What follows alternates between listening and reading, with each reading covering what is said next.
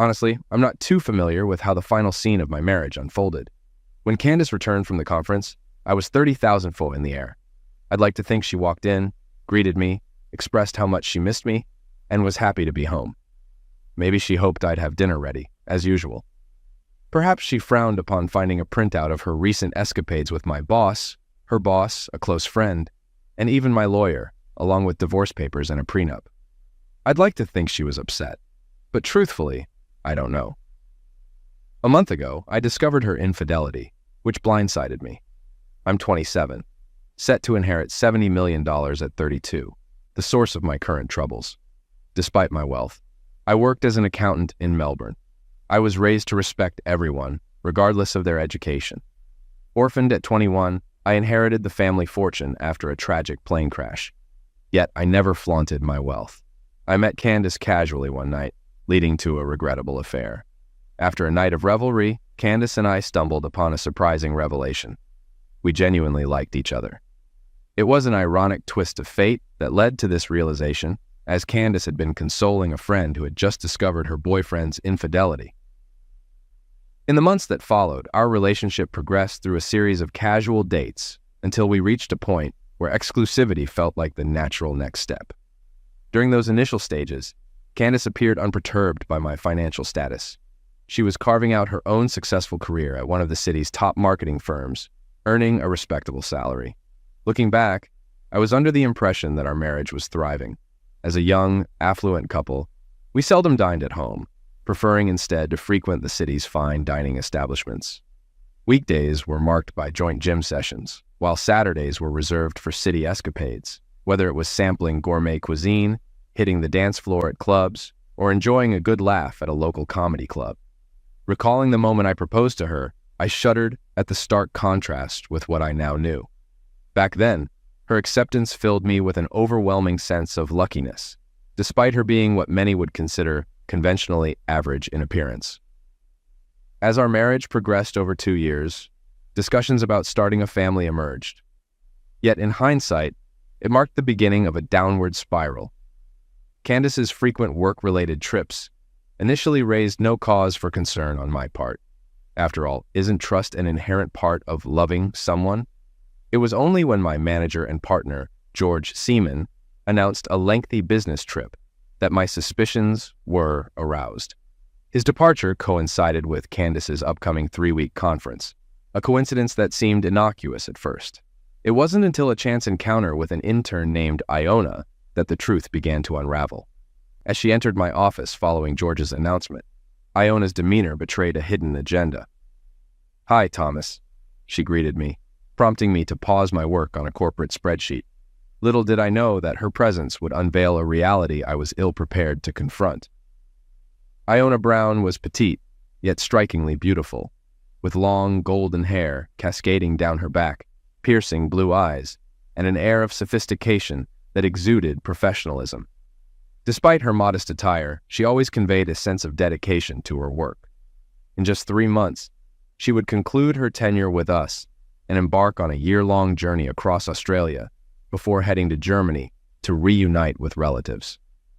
Despite our brief interactions over coffee, I found her to be refreshingly honest and uncompromising when it came to ethics. Her integrity was evident when she intervened to prevent a junior accountant from cutting corners on a project, despite her status as a trainee. When I noticed the solemn expression on her face, I sensed the gravity of the impending conversation. "Is everything all right, Iona?" I inquired, furrowing my brow in concern. After a moment's hesitation, she requested a private discussion over lunch, leading us to a popular sandwich shop downtown. As we sat down, she unexpectedly reached for my hand, causing my curiosity to pique. However, her blush and apology revealed a vulnerability I hadn't anticipated. Feeling a knot form in my stomach, I realized this conversation held significant implications. Memories of past troubles resurfaced, prompting a sense of unease. Despite my attempt to maintain composure, I couldn't shake the apprehension brewing within me.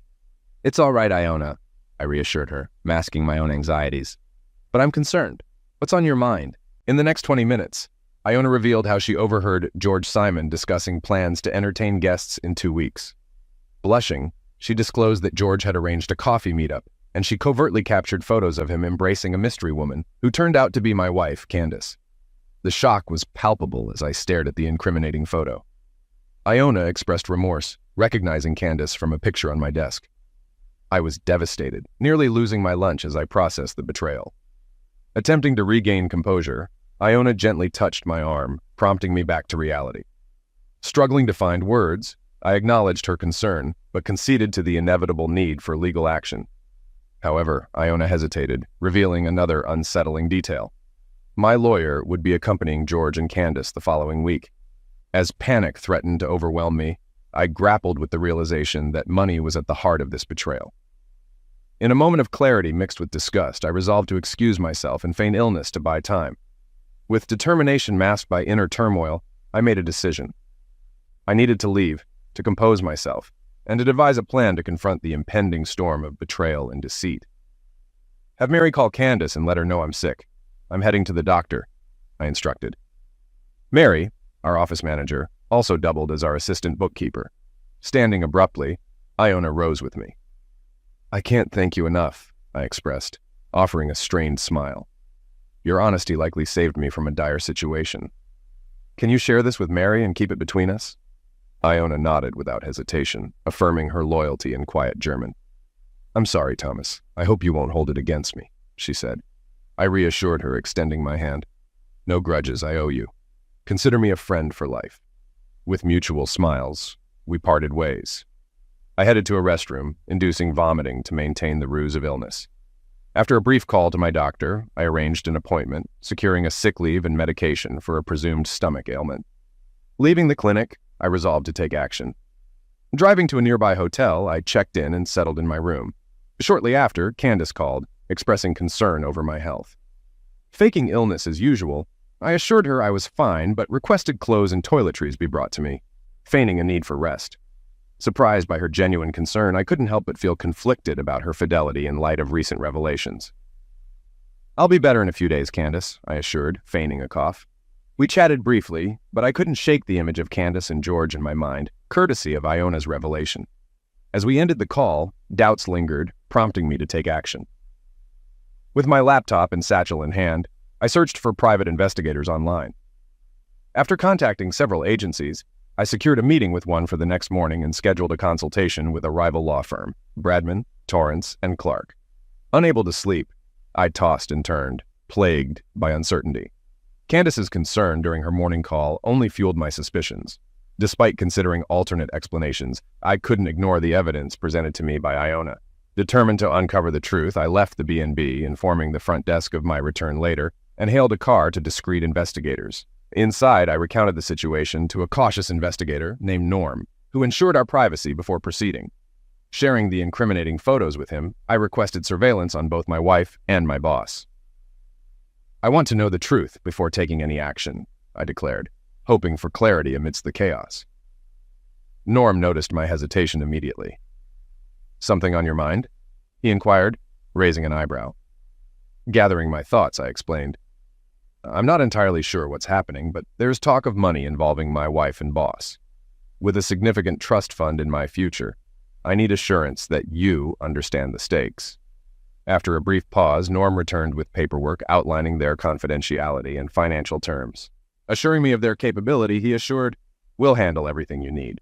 Signing the forms, we sealed our agreement with a handshake before Norm assured me that surveillance would commence by day's end.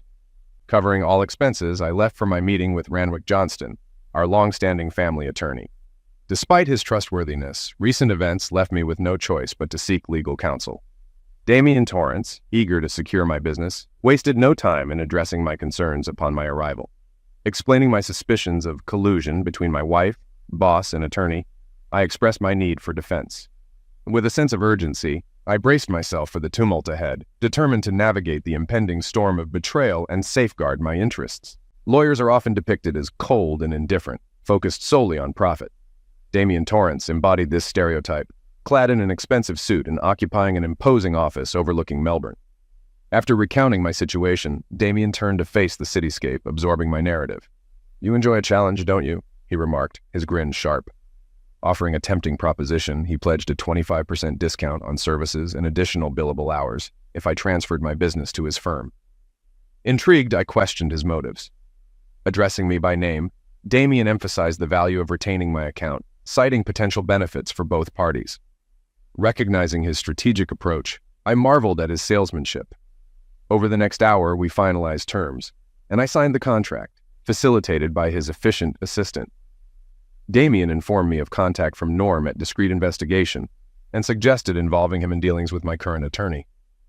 Grateful for the insight, I left, impressed by Damien's shrewdness and the hospitality of his firm. I paused, considering Anne's suggestion before agreeing to brunch on Sunday morning, acknowledging the need to keep a low profile until matters were resolved. Spending the day reviewing our bills, I set up alerts for transactions exceeding $1,000, wary of potential deception. That night, George's email and Candace's call seemed routine, yet their lack of concern for altering plans troubled me. Norm's update confirmed surveillance was in place, advising patience as deceivers seldom altered their schemes. By Saturday afternoon, my suspicions were confirmed as surveillance revealed Candace's involvement in a debauched rendezvous at a nearby hotel. Disgusted, I checked out, heading home to prepare for brunch with Damien as planned. Returning to my apartment, memories of closeness with Candace clashed with the reality of her infidelity. Overwhelmed, I purged my emotions, vowing never to remain in such tainted surroundings again. An hour later, I arrived at Damien's penthouse in downtown Melbourne via Uber. I was greeted by his wife Mel and daughter Colleen, who entertained me for the next hour.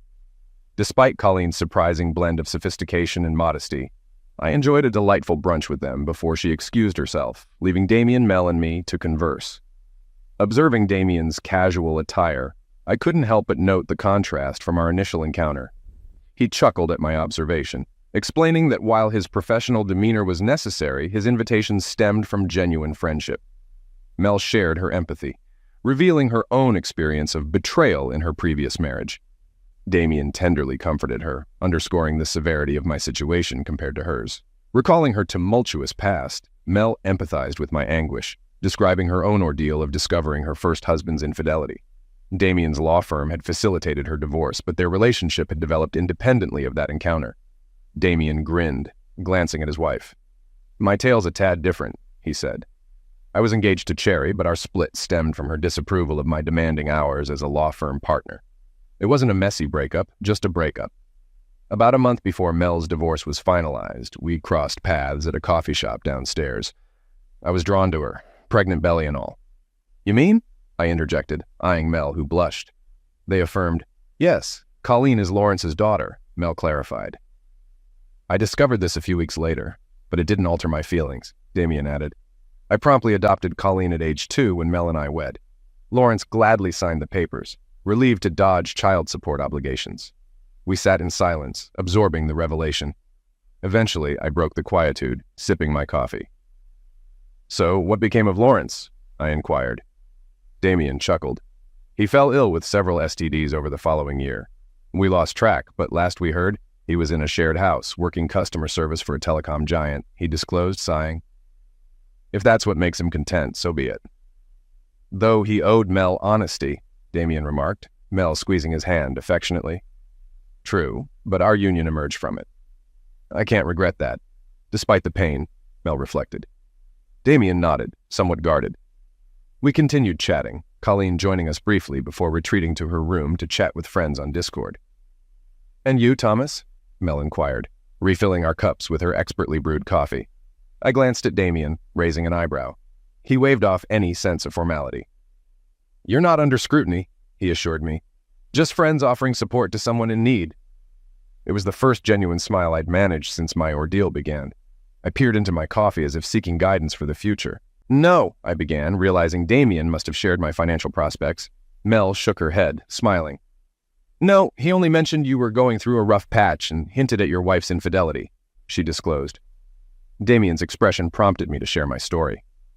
"Well," I began, inhaling deeply, "Candace and I have been married for a while now.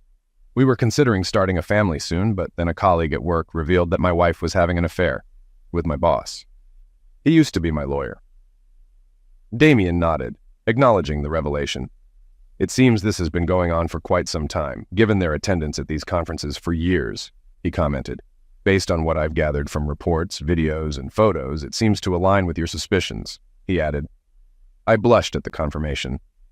So, the first step is to address the situation at home. They all need to go, I declared, noticing a carnivorous gleam in Damien's eyes, which he quickly tried to conceal with a blush. It's all right, Damien. I know you relish the challenge, I reassured him. He chuckled, and I sighed, shifting my gaze from my coffee to the couple before me and then to the tranquil view of Melbourne from the balcony. The weekend calm enveloped the city, offering me a sense of serenity. I'll start by obtaining a comprehensive report from Norm, I proposed, and Damien agreed. Then, I'll enforce the terms of the marriage contract with Candace and pursue legal action against everyone involved, I continued. Damien chuckled, but Mel's expression turned serious. Thomas, she interjected, leaning forward. While it's necessary to address these matters, what about you personally? Your wealth seems to be at the root of this betrayal. Your situation appears to be more dire than my ex-husband's. You've been deceived by everyone. I've struggled with feelings of inadequacy for some time, and considering what you've revealed, I imagine your ordeal will be far more challenging, she empathized, her gaze softening.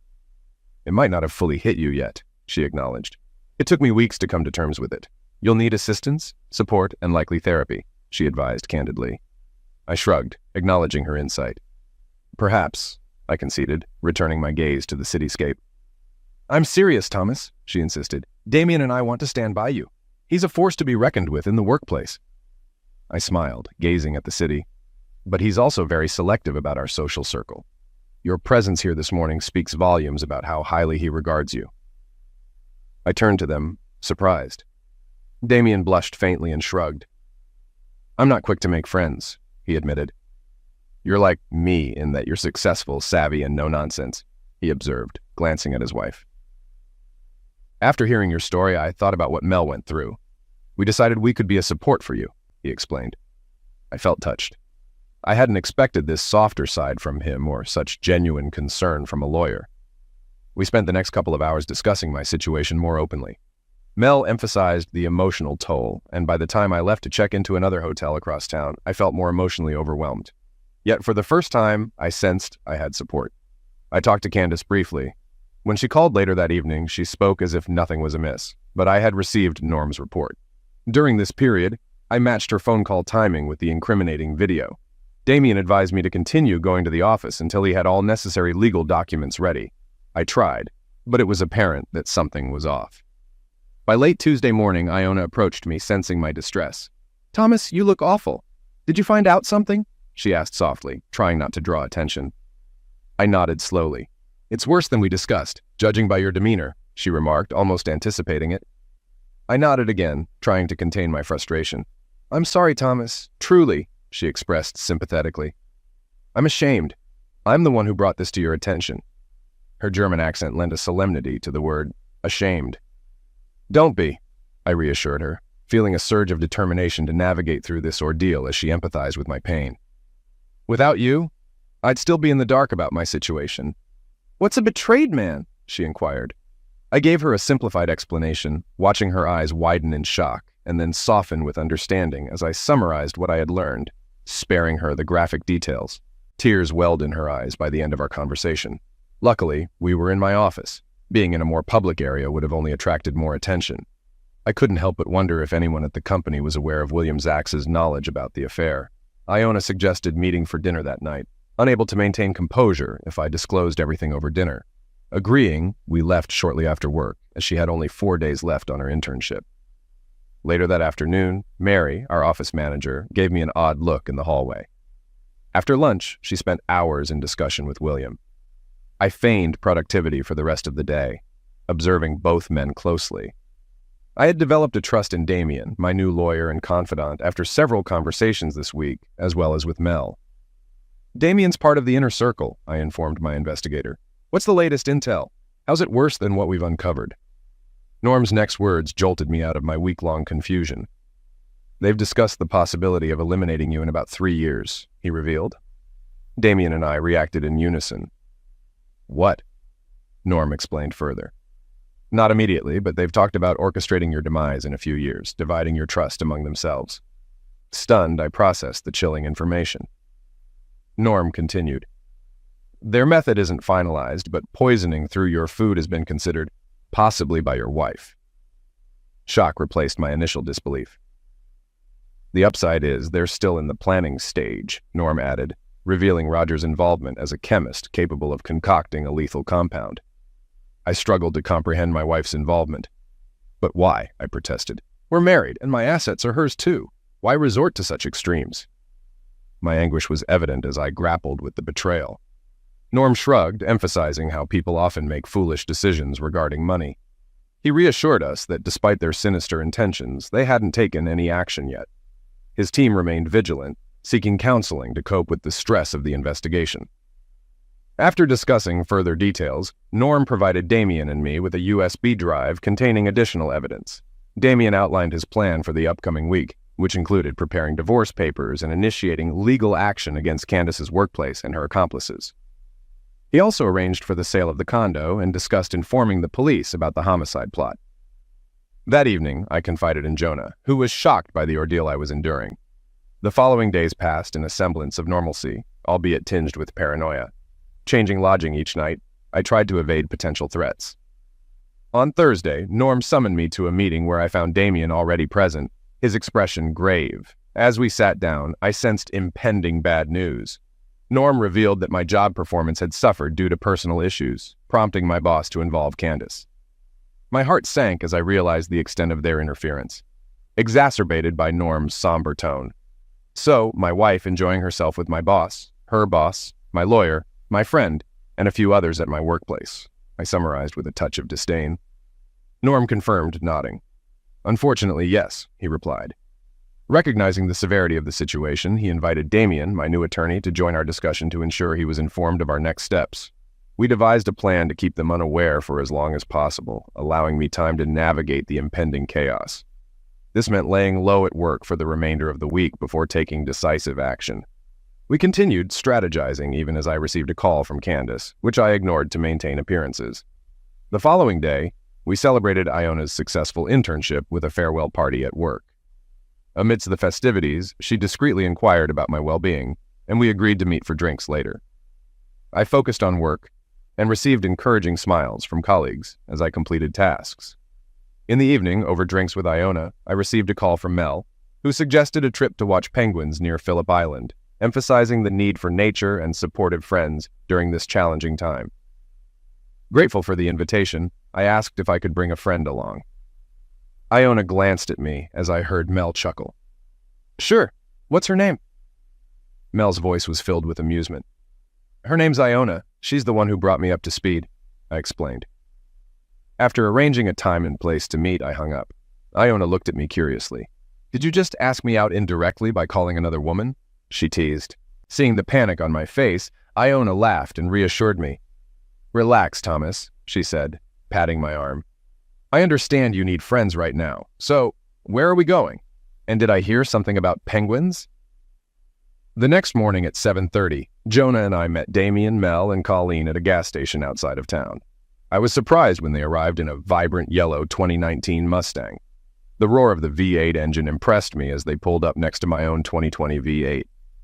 Looks like Mac one knew I had good taste, Damien quipped, greeting us. After brief introductions, we hit the road. Damien joked about the joy of two big block V8 engines cruising together. By the time we reached Phillip Island, I was beaming. Damien's racing spirit and Jonah's enjoyment added to the fun of our trip. As we drove, we sang along to Spiderbait's rendition of Black Betty. Spending the day with the penguins was delightful. While we've all seen them before, penguins never fail to charm. Enjoying fish and chips for lunch, I felt grateful for supportive friends. Towards the end of the day, Jonah took my hand, and it felt natural. Despite being married, I valued fidelity. Half an hour before heading back, Colleen orchestrated a stroll with Jonah and Damien, leaving Mel and me behind. Mel seized the opportunity to confide in me. She revealed that Jonah wanted to postpone her plans to support me during the coming month. It caught me off guard, but I appreciated Jonah's gesture. Approaching the penguins, Mel chuckled, signaling that the journey home would be as enjoyable as the outing. Spotting a tavern ahead, I informed Damien that Jonah and I would make a pit stop.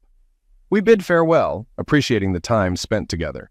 Surprisingly, Jonah and I had a relaxed conversation on our way back, and upon reaching the tavern, we settled in for an early summer evening.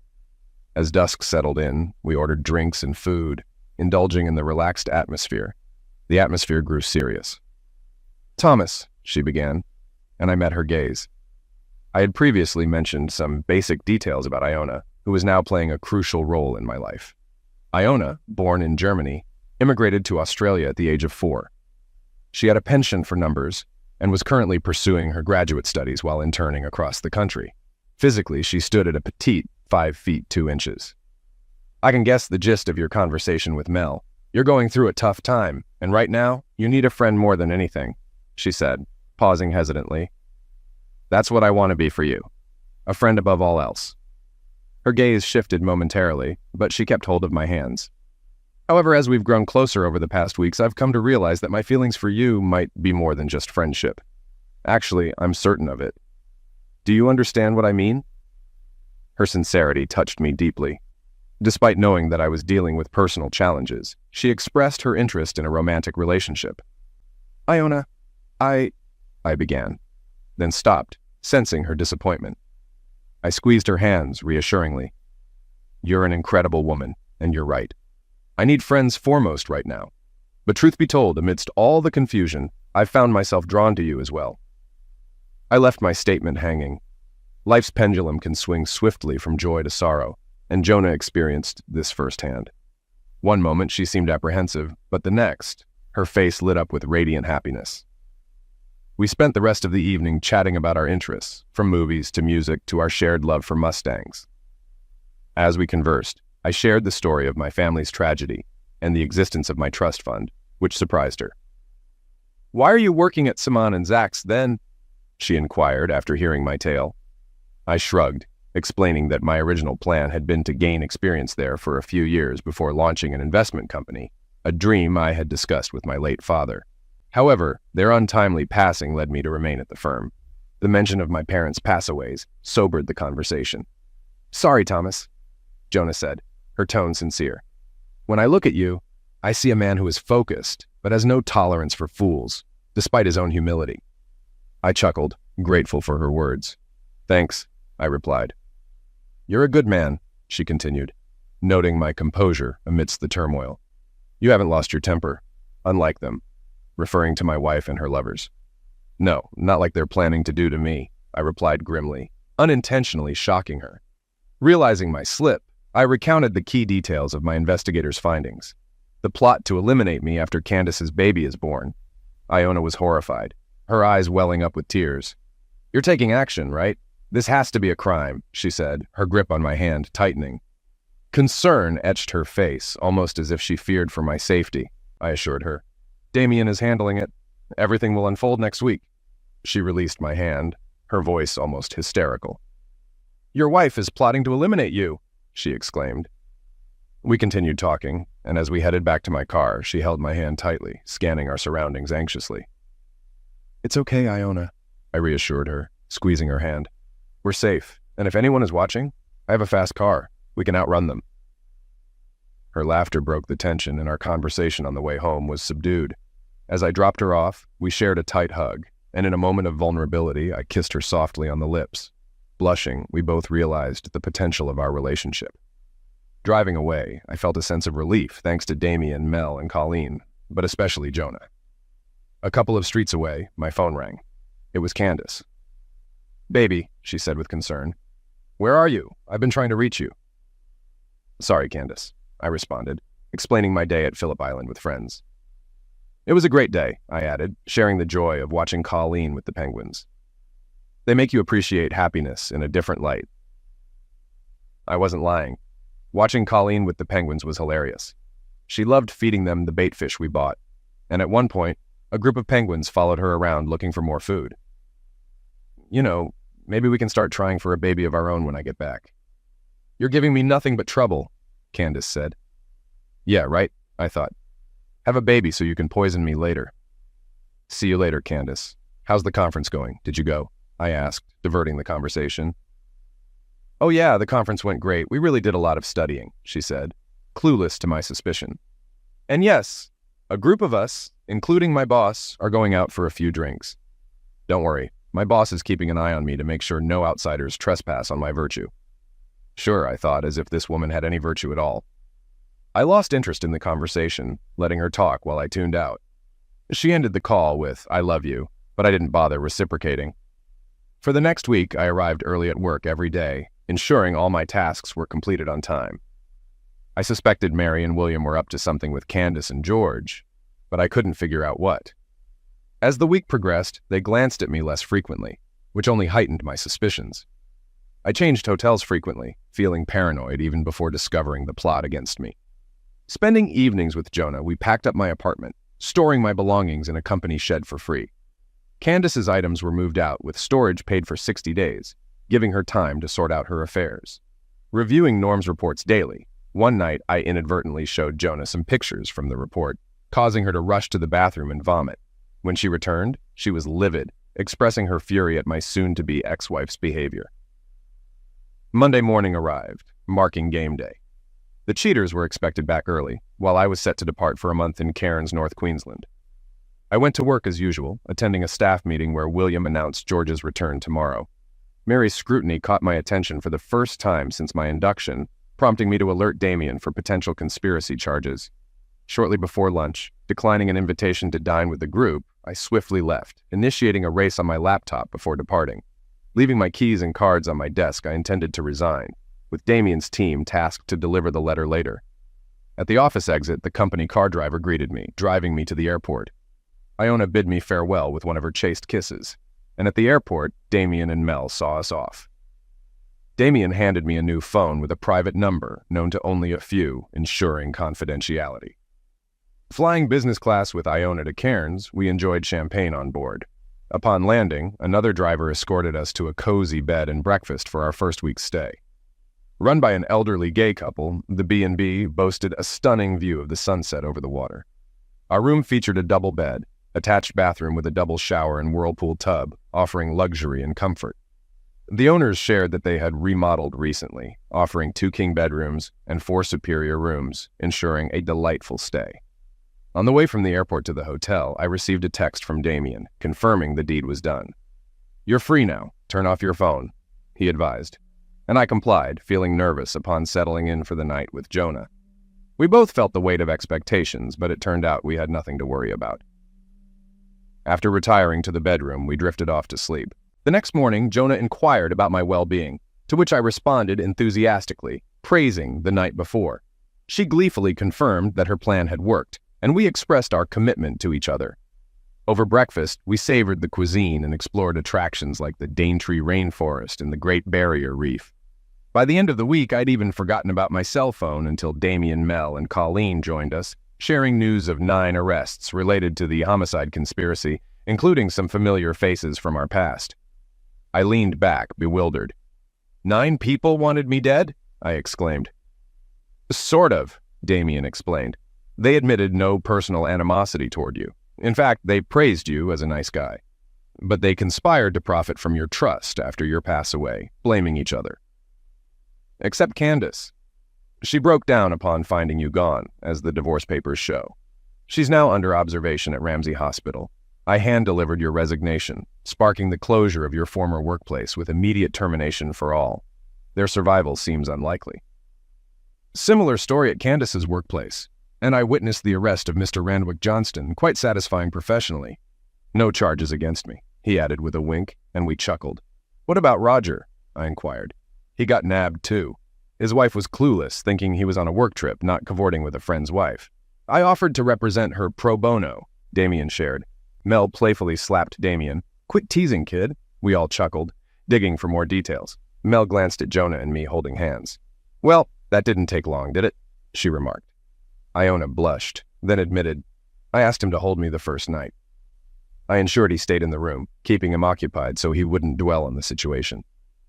Damien ended up spewing coffee through his nose the next day, much to Mel's amusement. I just grinned like the Cheshire Cat. Mel assured me, You'll be fine, Thomas, glancing between Jonah and me. And she's a keeper.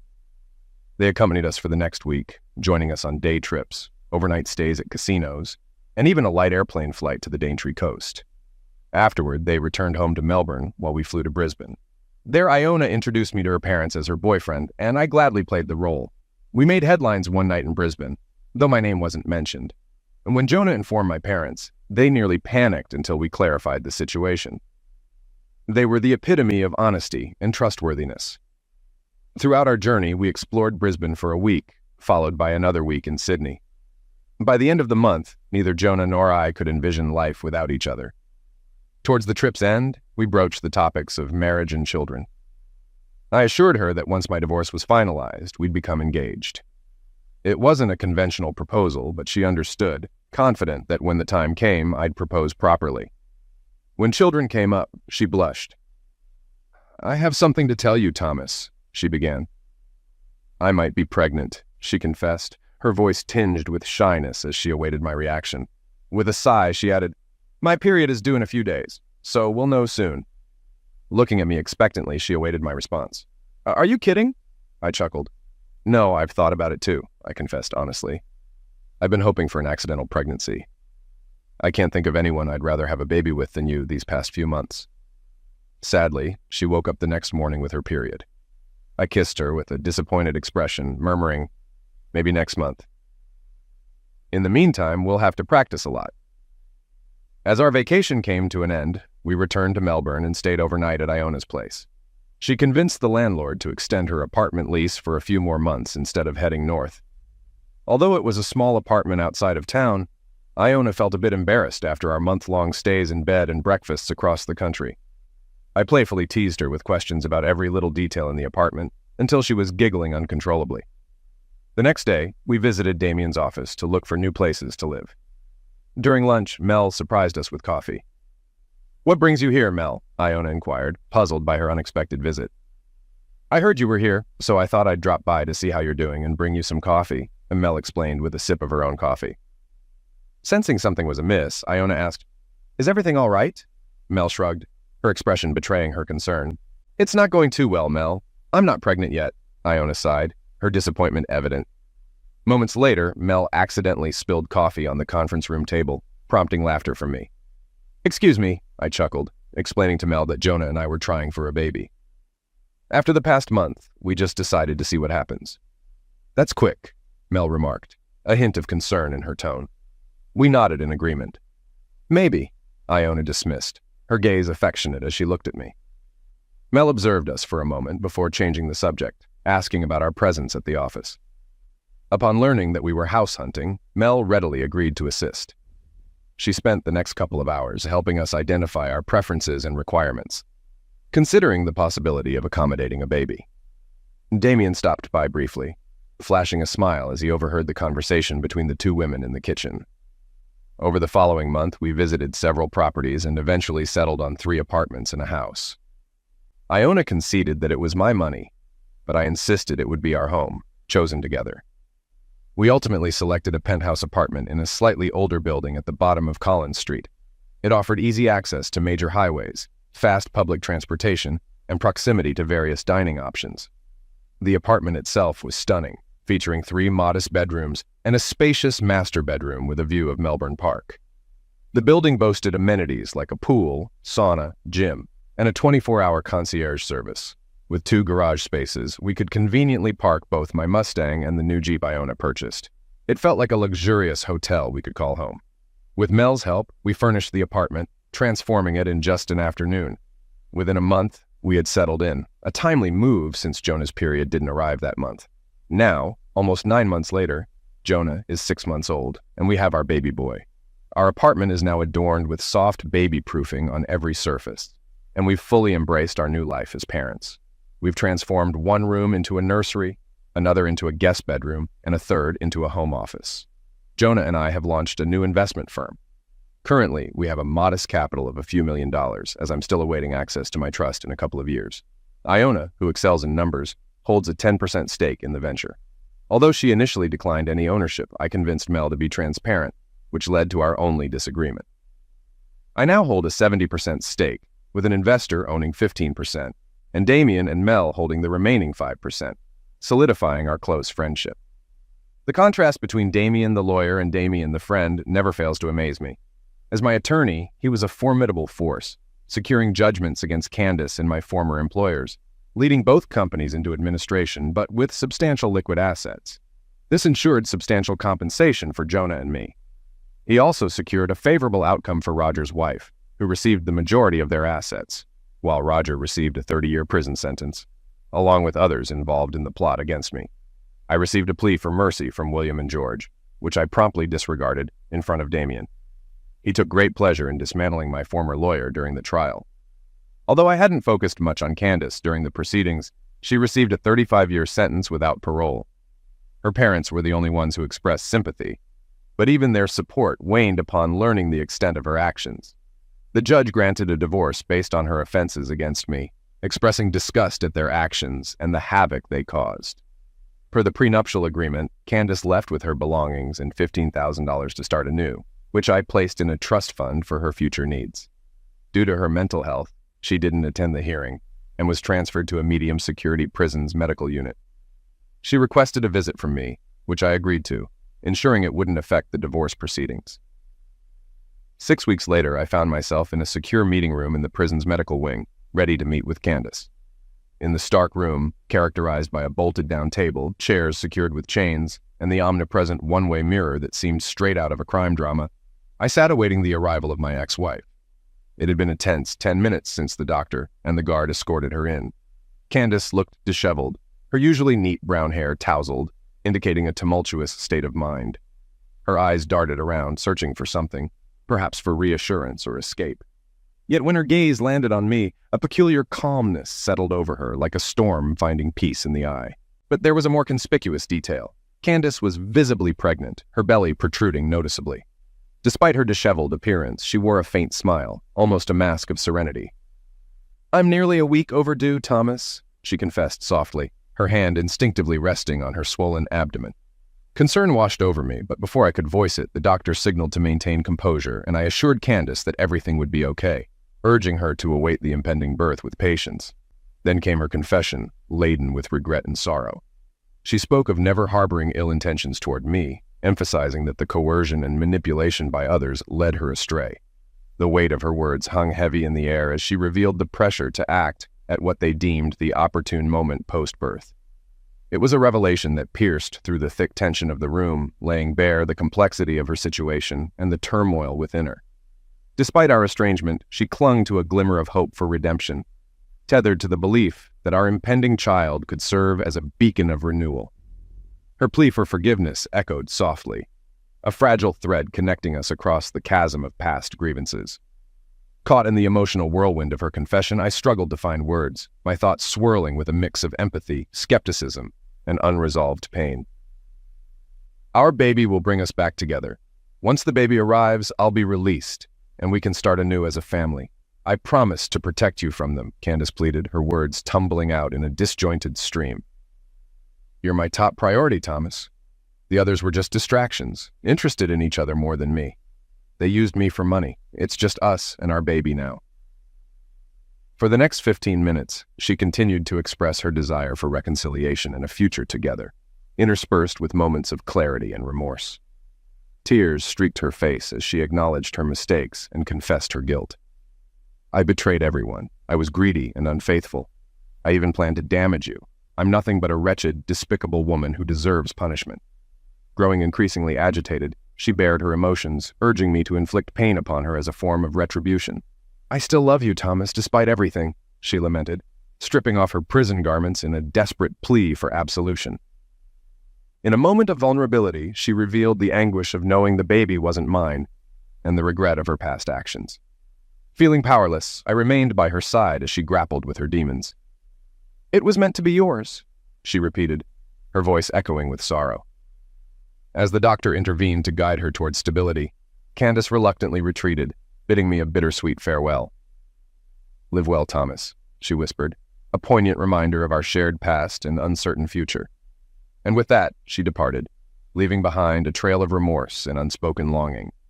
A week later, the phone rang, and it was Candace's doctor on the line. He expressed his gratitude for my visit and informed me of Candace's delivery, a healthy baby girl. The doctor mentioned that DNA testing was underway to identify the father, and Candace, showing remarkable foresight, suggested putting the baby up for adoption to ensure she grew up in a loving environment rather than navigating the uncertainties of the foster care system. That evening, still reeling from my encounter with Candace, I found solace as Jonah gently placed my head on her stomach. where I felt the gentle kicks of our unborn son. It was a poignant moment, contrasting the newfound hope of impending fatherhood with the complexities of Candace's situation. 2 months later, our family expanded with the arrival of John Thomas, bringing both joy and a sense of responsibility. In a moment of compassion, I approached Damien, asking if there was a possibility of adopting Candace's daughter. After careful consideration, little Macy, Candace's child with Randy, became a part of our family. Damien, ever the tenacious lawyer, secured a modest child support payment for Macy's future education, ensuring she had some financial security. Jonah embraced Macy with unwavering love, treating her no differently than our biological children. We were firm in our belief that children should not suffer for the mistakes of their parents. Our family continued to grow, with our marriage a year later, followed by the addition of a baby sister during our honeymoon, and then a baby brother. As Macy reached adulthood, we felt it was time to reveal the truth about her origins and our history with her birth parents. It was a tumultuous week filled with mixed emotions, but with Aunt Mel's guidance, Macy found solace in the unwavering love of our family. A meeting with Randy took a dark turn, resulting in his injury and subsequent isolation. However, our encounter with Candace revealed a different side. Despite her frailty, she was moved to tears upon seeing Macy standing before her, prompting a heartfelt moment of reconciliation and remorse in the visitors' lounge. Macy, displaying her polite nature, approached Candace, offering her assistance and guiding her to the table. Standing back, Jonah and I observed as Macy introduced herself, revealing that she knew Candace was her birth mother. Candace broke into tears again, though we had forewarned the guards of the emotional reunion. After Candace underwent a thorough search, we were permitted a brief moment of embracing. Witnessing the heartfelt interaction between my adopted daughter and ex-wife, I couldn't help but be moved. Jonah, wiping away a tear, jokingly attributed it to pollen. My wife then led me over to Candace, and we spent the next hour conversing. Candace expressed her gratitude for my adoption of Macy, revealing she had no knowledge of her daughter's life after giving her up. The act of adopting Macy seemed to positively impact Candace's demeanor, as noted by her improved behavior, according to the doctors.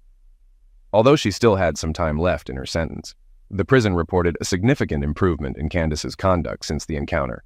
Macy, following her mother and Aunt Mel's encouragement, visited Candace on special occasions, fostering a connection despite their distant relationship. While I had started to forgive Candace, it was clear to both of us that our relationship would never extend beyond civility. For Jonah and me, Candace remained the woman who once dared to challenge me. She continued to protectively guard me and remained wary of any potential threats, showcasing her loyalty in subtle ways, such as scolding in German when she sensed someone encroaching upon me.